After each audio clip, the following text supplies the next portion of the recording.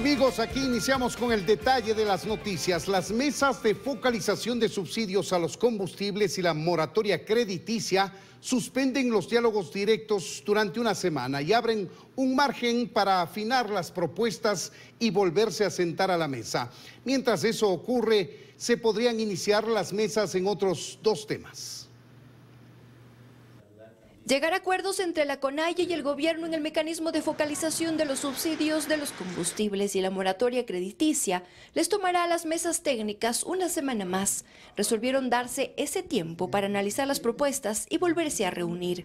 El asesor de la CONAIE en la mesa de combustibles explicó que presentaron al gobierno una propuesta con 8 puntos y que es necesario este espacio para afinar detalles. No liberalización de los combustibles, porque eso no permite, no faculta el artículo 72 de la Ley de Hidrocarburos, y también con un proceso de manejo de los recursos como efecto de definir precios reales en algunos casos, ¿no? Darles una semana más a estas mesas técnicas es posible, dice la conferencia episcopal, toda vez que esto abone a llegar a acuerdos. Por eso no nos olvidemos que el plazo máximo son los 90 días.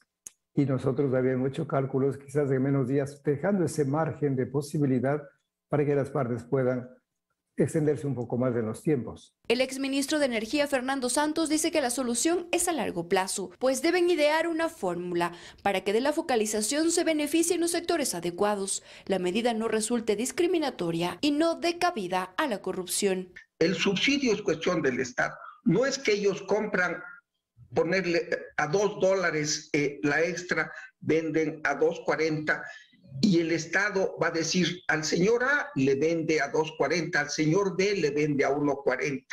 Esa diferencia el Estado le va a decir, le reembolso al gasolinero. El gasolinero va a decir, ni de casualidad.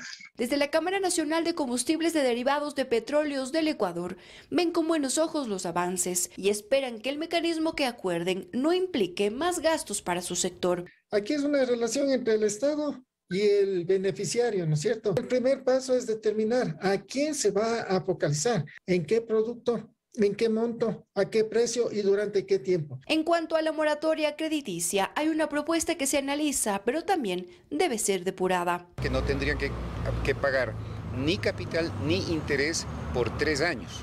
Y aquellos intereses vencidos, ¿no es cierto?, que vienen acarreándose en los créditos, esos empiecen recién a pagarse en el año 8, 9 y 10. Mientras esto se resuelve, esta semana se podrían instalar 2 mesas más en los temas de fomento productivo, empleo y derechos laborales.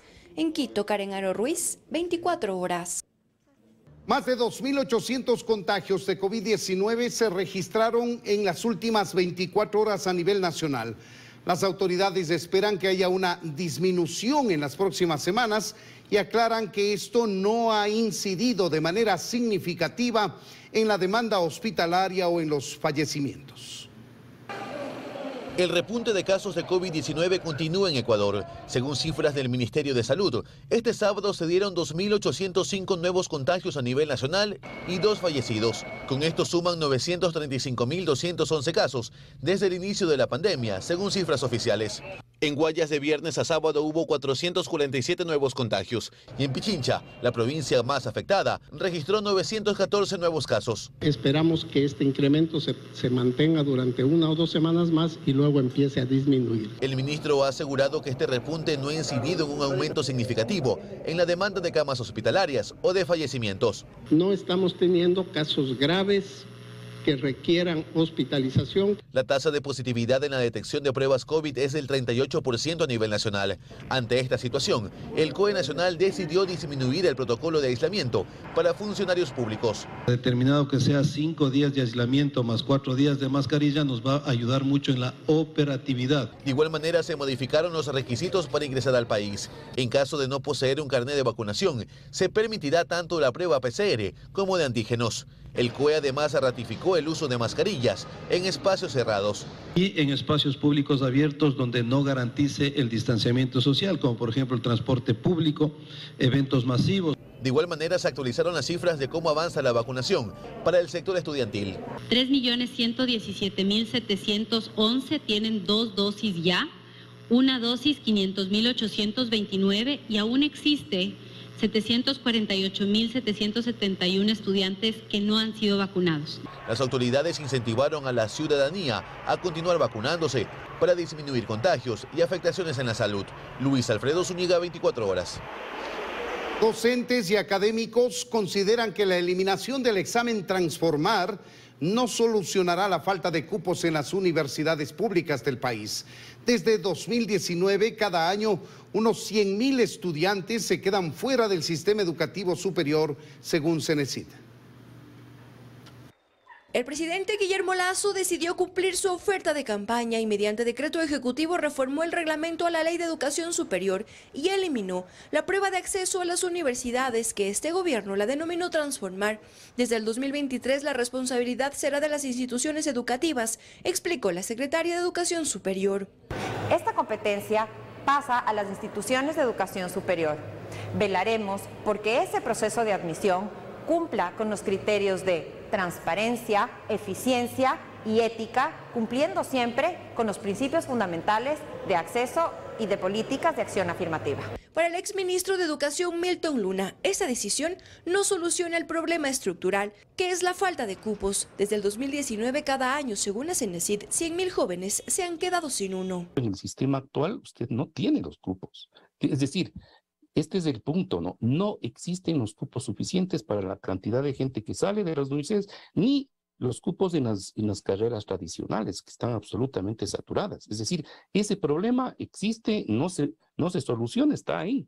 Esta realidad se confirma en los datos que se derivan del último examen Transformar tomado este año. Según la Cenecit, 215,000 jóvenes postularon para las universidades, pero solo estuvieron disponibles 122,000 cupos, por lo que 93,000 jóvenes se quedaron fuera. Si no se planifica muy bien, se podría retornar a ese escenario crítico, tradicional y antiguo, ¿no? De las filas que hacían los padres de familia para obtener un cupo. Entonces, y también problemas de asignación clientelar o de corrupción. La eliminación del examen obliga a las universidades a aplicar las pruebas para el acceso a sus carreras. El problema, a decir de la rectora de la Universidad de Cuenca, María Augusta Hermida, que no tienen el presupuesto ni el espacio para recibir a tantos estudiantes que se han quedado sin cupo en los últimos 3 años. Que nadie se confunda, que nadie crea que por eliminar el examen de ingreso, que lo desarrollaba el Cenecit, se están aumentando los cupos en la universidad. Esto es muy triste, pero es verdad. Hay que recordar que la prueba de acceso a las universidades está vigente desde el 2010, pues fue el expresidente Rafael Correa quien la creó en la Ley de Educación Superior. En el 2017 el examen se unificó con el que rendían los bachilleres para graduarse. Y hace un año, el gobierno actual le cambió de nombre a Prueba Transformar y hoy es eliminada. En Quito, Karen Aro Ruiz, 24 horas. En la ciudad de Loja se firmó un acuerdo de pacificación entre las personas privadas de libertad y las autoridades locales firmaron como testigos. El objetivo es mantener el orden y la tranquilidad en ese centro carcelario y sus alrededores. Que nos perdonen por el daño que se ha ocasionado hacia la familia Lojana. Le pido perdón a todo el Ecuador. Con estas palabras, un representante de las personas privadas de libertad del Centro de Rehabilitación Social de Loja pedía perdón por el amotinamiento registrado en este centro carcelario el 1 de este mes, en donde se registraron 3 heridos y una persona fallecida.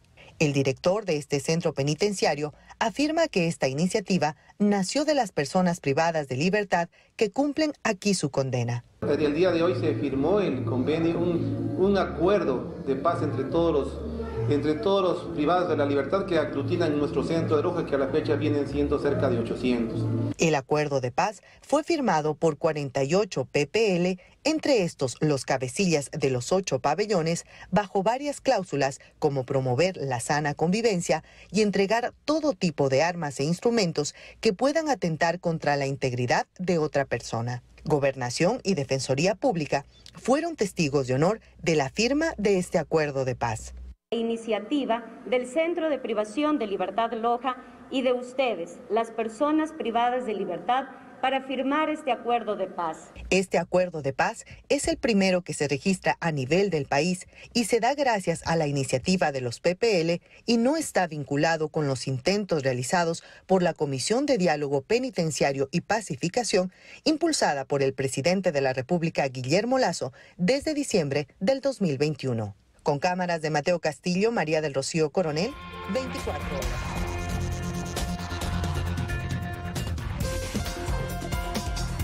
Gracias por continuar en nuestra sintonía, amigos. Hasta el 21 de julio, el Consejo Nacional Electoral deberá tener listo y aprobado el padrón electoral que se usará para los comicios previstos para febrero de 2023. Por ahora, el calendario avanza en base a las fechas previstas. En las elecciones presidenciales de 2021, 13.099.150 ecuatorianos estuvieron habilitados para votar. Esta cifra debe ser depurada para los comicios seccionales de febrero de 2023 y saber cuántos ecuatorianos podrán acudir a votar. El vicepresidente del CNE, Enrique Pita, recuerda que tienen una fecha límite para aprobar el nuevo padrón. Tiene que estar terminado el 21 de julio y para esa fecha se ha procedido a toda depuración, a que las organizaciones políticas y los ciudadanos puedan hacer las verificaciones pertinentes y a plantear sus reclamos, de ser el caso. Este padrón electoral se elabora en función del número de ciudadanos que acudieron a votar en la última elección y se actualiza en base a los cambios de domicilio que hayan hecho los ciudadanos para este proceso. Las delegaciones en cada provincia se encargan de depurarlo. Concluido el periodo de cambios de domicilio, cada delegación tiene que hacer una auditoría a efecto de poder determinar si en algún caso han habido cambios por encima de un porcentaje, 10% del padrón electoral de la circunscripción, a efecto de hacer una verificación posterior si no han existido anomalías o cambios de domicilio que buscan fortalecer posicionamientos políticos. Eso no lo podemos permitir. Por ahora, el calendario de cara a las elecciones de febrero de 2023 avanza en base a lo previsto. El pasado 8 de julio se habilitó el sistema informático para que las organizaciones políticas puedan registrar sus alianzas con partidos u otros movimientos. Este proceso se cierra el 7 de agosto. Esta se podrá formar entre 2 o más organizaciones políticas, partidos o movimientos nacionales o locales o entre estos. Las alianzas podrán conformarse para todas o para ciertas candidaturas a elegirse en el proceso electoral conforme el acuerdo de la alianza. Pero ¿qué viene de aquí en adelante? Según aprobado por el organismo, el 21 de agosto se convocará oficialmente a elecciones. Del 20 de agosto al 20 de septiembre será la inscripción de candidaturas. Entre el 3 de enero y el 2 de febrero de 2023 habrá espacio para la campaña electoral y del 14 al 15 habrán debates entre los candidatos. En Quito, Karen Aro Ruiz, 24 horas. Esta semana se conocerá finalmente si el cesado alcalde de Quito, Jorge Yunda, podrá o no participar en las próximas elecciones, como lo ha dicho para la alcaldía del Distrito Metropolitano de Quito, pues tras 10 meses de haber apelado la decisión del Tribunal Contencioso Electoral de sancionarlo con la pérdida de sus derechos políticos, ese organismo dará su veredicto. La audiencia ha sido convocada para mañana lunes a las 19 horas, pero se prevé que la decisión de los jueces se conocerá el martes. Yunda perdió los derechos políticos por no cumplir la orden del Tribunal Contencioso Electoral de dejar el cargo luego de haber sido destituido por el Consejo Metropolitano. Mañana arrancará a escala nacional la primera fase del proceso de vacunación contra la fiebre aftosa. Se prevé que unos 4.600.000 animales reciban el biológico. Para el sector ganadero es fundamental que el Ecuador mantenga su condición de país libre de aftosa para incrementar así las exportaciones de varios productos. Las vacunas antiaftosa ya están en el país. Este lunes 18 de julio arrancará la primera fase de la inmunización del ganado con el objetivo de que Ecuador siga siendo un país libre de aftosa. Está previsto que 4.600.000 animales reciban el biológico tras una inversión aproximada de $5,5 millones por parte del Ministerio de Agricultura y Ganadería. El país está garantizado de que mantenga su estatus de país libre de aftosa con vacunación. Como ha transcurrido un año del último proceso de vacunación, Agrocalidad efectuó un monitoreo previo para descartar una eventual circulación viral. Como teníamos ya un tiempo sin haber inmunizado a los animales, hicimos un monitoreo para ver si el virus estaba circulando, sobre todo en los predios o en las zonas de riesgo. En este sentido, hicimos este monitoreo en la zona norte y todos los resultados han sido satisfactorios y alentadores. Para el sector ganadero, mantener al país sin un brote de fiebre aftosa es la clave para aumentar la exportación de carne y leche a otros países. Desde el año 2011 fue el último brote de fiebre aftosa que hubo en Ecuador. Uno de los objetivos nacionales debe ser eliminar la fiebre aftosa del país. Eso nos va a abrir muchas puertas en el mundo. El objetivo trazado es que en 2025 Ecuador sea un país libre de aftosa sin vacunación. El estar libres de aftosa sin vacunación, eso ya sería el éxito total. Y pueden ser muy apetecidos los productos ecuatorianos para llevar a diferentes partes del mundo, porque son productos muy naturales y que es a diferencia de otros países que manejan, en el caso de leche o carne, estabulaciones, feedlots, etcétera. Y acá, al contrario, es una producción a base de pastos. La segunda fase de este proceso de inmunización está previsto que se desarrolle en diciembre próximo o a más tardar en enero de 2023. Alberto Luna, 24 horas.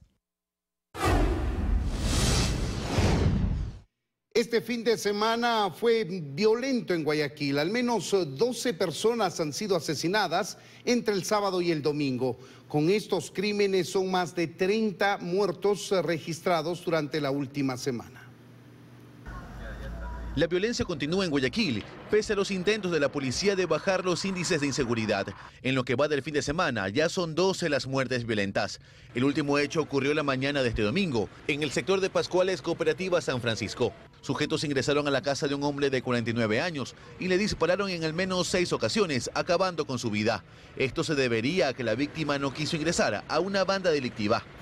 Y en la misma zona, pero durante la noche del sábado, hubo otras 3 muertes violentas. Sujetos le dispararon a un hombre dentro de su casa mientras dormía. Las balas alcanzaron a sus 2 sobrinos de 6 y 10 años.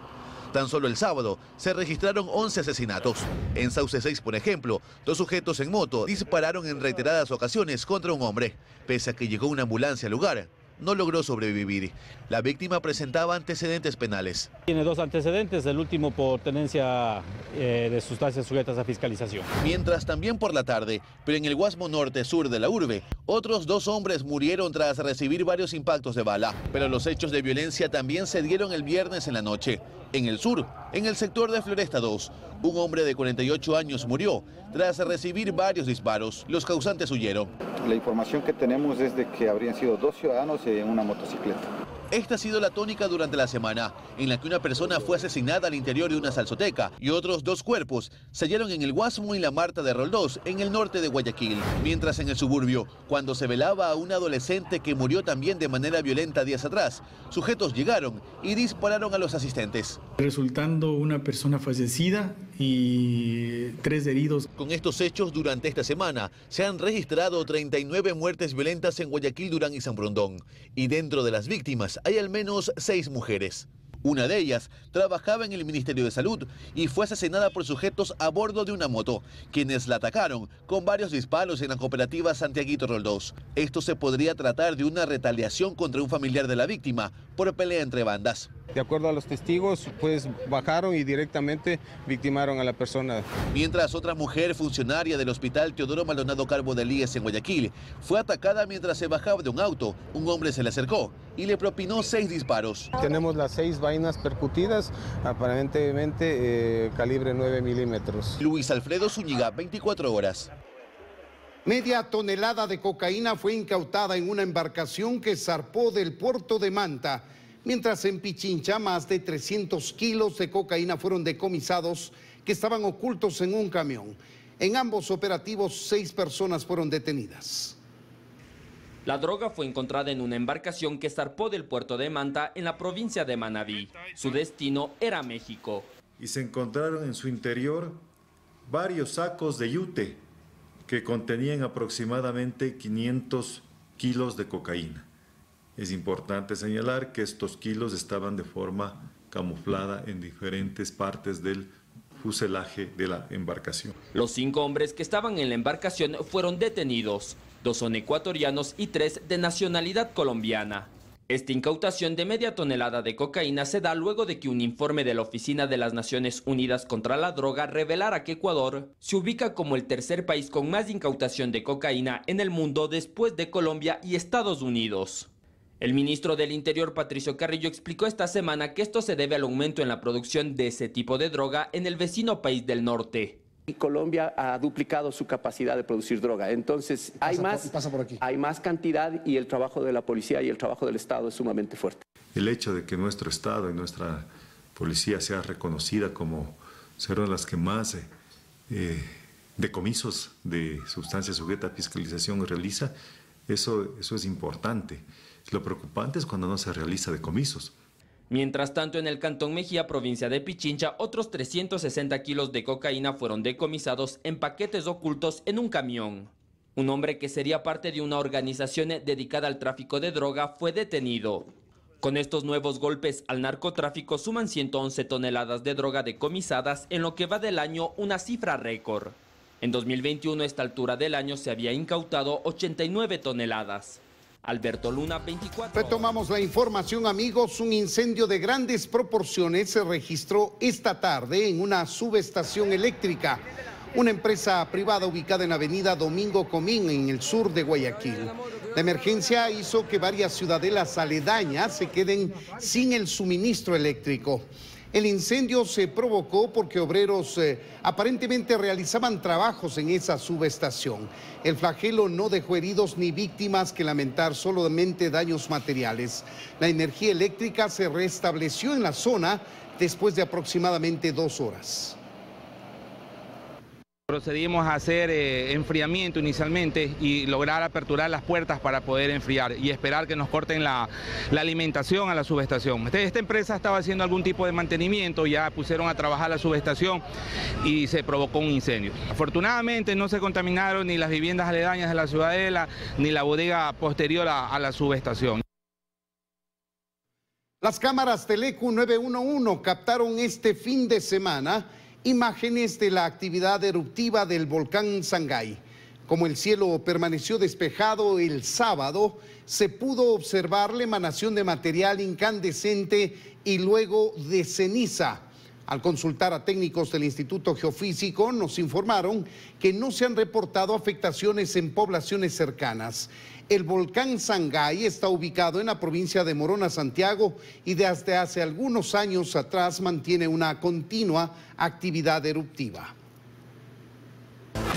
Amigos, aquí concluyen las noticias del domingo. Como siempre, gracias por su confianza y sintonía. Que tengan buenas noches y un feliz inicio de semana.